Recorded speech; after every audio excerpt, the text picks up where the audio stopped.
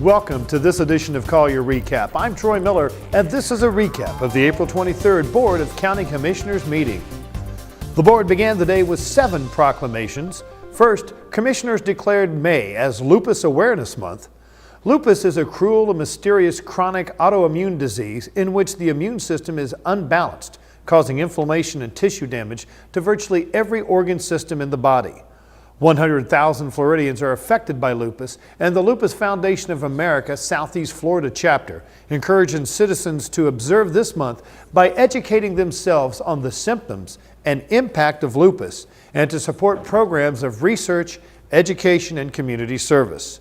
The award was accepted by Jill Giles, Christina Cusack, and Jessica Kirschenbaum from the Lupus Foundation of America Florida chapter.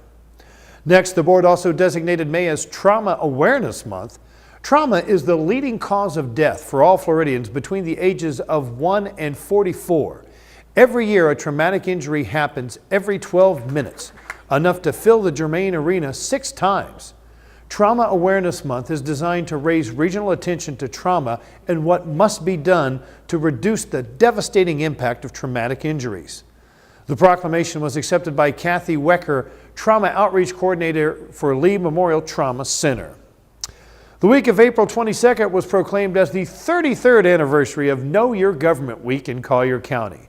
The League of Women Voters of Collier County University Extension 4-H Youth Development, and Collier County Public Schools have co-sponsored the Know Your County Government Teen Citizenship Program for 33 years and celebrate the continuing efforts to educate our community.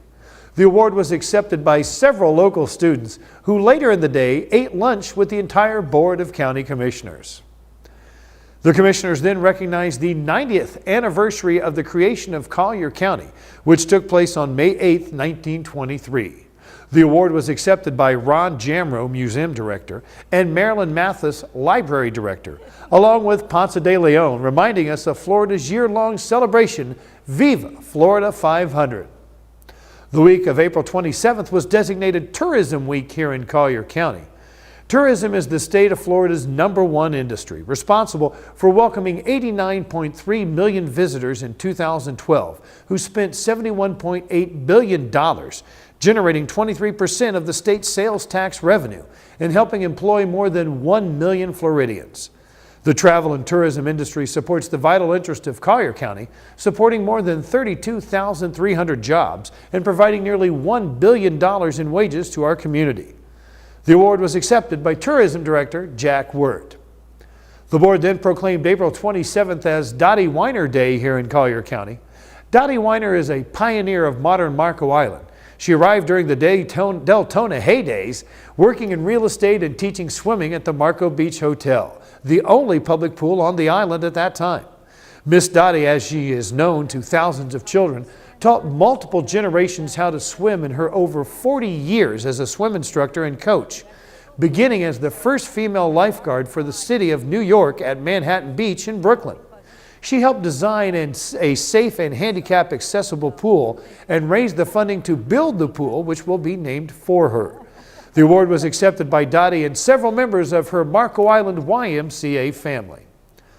The final proclamation of the day honored Collier County's own Lazaro Arbus. Lazaro made it all the way to the final 6 on the Fox television show American Idol.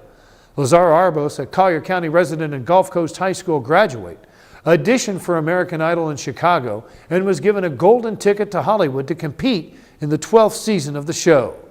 His bravery in the competition inspired the nation and shed light on the stuttering community, which consists of roughly 3 million Americans. Tom Christopol, chairman of Rita's Italian Ice, Lazaro's place of employment prior to joining Idol, presented the Stuttering Foundation with a $10,000 donation on Lazaro's behalf. Congratulations, Lazaro, on your American Idol experience. The board officially accepted an honor presented to Commission Chairwoman Georgia Hiller from Governor Rick Scott on April 3, 2013. Florida Governor Scott recognized Collier County for having the fastest annual job growth rate in Florida for 2012. Here is a clip from that presentation. I want to recognize 3 counties for what would you expect job growth. This is tied to the fastest annual job growth rates in 2012 and the first one is going to be is Collier County, which is probably surprising to some people, but my hometown. I don't generally get to give away awards to my hometown. Let me just make sure I got the right one. Would you like me to put this on? Oh, that would be wonderful. Okay. So, let me just say this. On behalf of the citizens of Collier County and the Board of County Commissioners, I'll wear it for them with honor. And thank you for your vision and your leadership. The reason that we are accepting this award today is because you are our inspiration. We created these jobs with your philosophy in mind. Less taxation, getting rid of useless regulation, and being business friendly. It works. they have It really, done a great it job. works. It absolutely works. Thank you again, and thank you for all you're doing. Oh, thank you. No, I never have to worry about messing up my hair, but I try not to mess up. The board approved a recommendation directing staff to bring back proposed locations to develop a facility to be used for radio-controlled airplanes, boats, and cars. Proposed locations could be in existing parks, adjacent to large preserves, or within any area owned by the county. A preliminary report is to be brought back no later than the meeting of June 25th, which would allow the board the opportunity to give further direction that can be worked on during the board's summer recess. We will keep you informed as this plan progresses.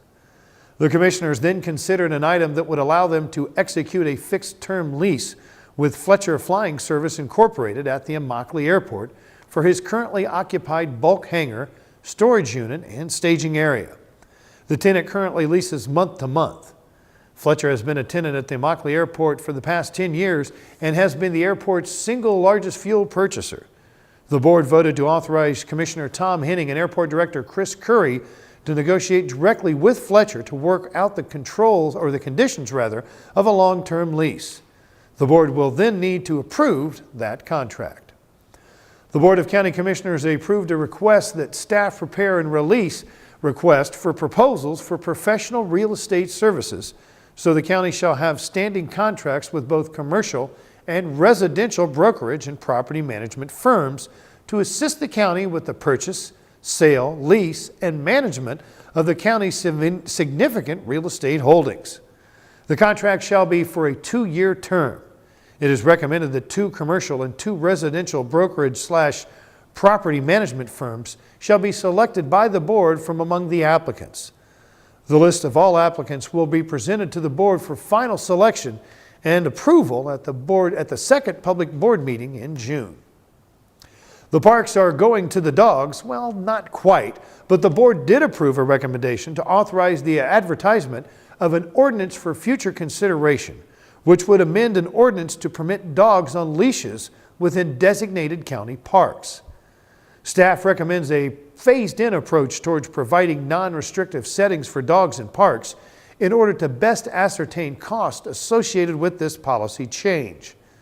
Initially, dogs would be allowed at North Collier Regional Park, East Naples Community Park, Vineyards Community Park, Veterans Community Park, Golden Gate Community Park, Immokalee Airport Park, and all neighborhood and linear parks under the provisions of this amended ordinance. Sugden Park will also be pursued with this initial phase. Future parks would be considered after this initial phased approach. Currently, there are dog parks planned at Manatee Community Park in East Naples and Big Corkscrew Island Regional Park. Both parks are part of the Parks and Recreation Master Plan. The board also approved a recommendation to authorize the advertisement of an ordinance for future consideration, which would repeal and replace ordinance number 93-72 as amended in order to establish a new Collier County Administrator's Ordinance. The ordinance is designed to be closely aligned with acceptable state statutes and to further clarify the roles of the board and the county manager. There is no fiscal impact associated with this item. Well, that's all for this edition of Collier Recap, your recap of Collier County Board of County Commissioners meetings. Now, if you want to review all or part of any county commission meeting, visit colliergov.net and click on the video archive section. Once in the archive section, select the meeting you want to review.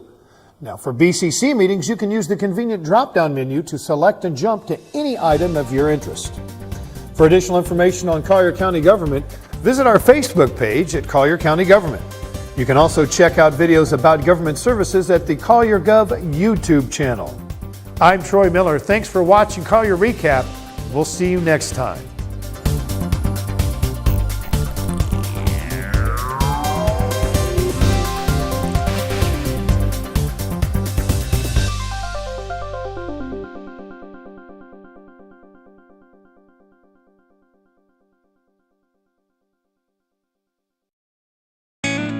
You're watching Collier Television, bringing government home.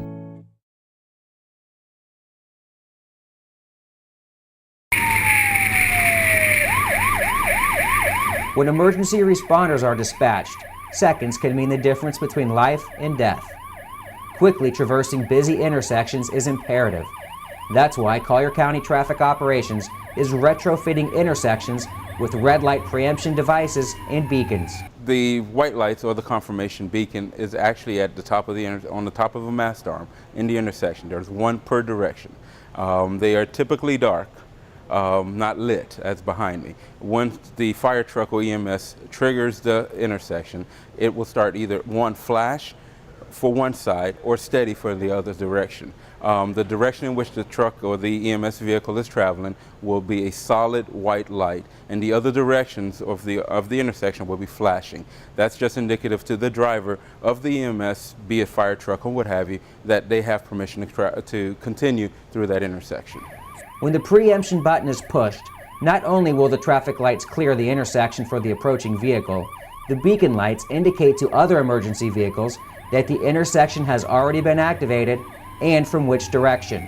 The preemption beacons have nothing to do with the blue lights you may have noticed at intersections in some areas of the county.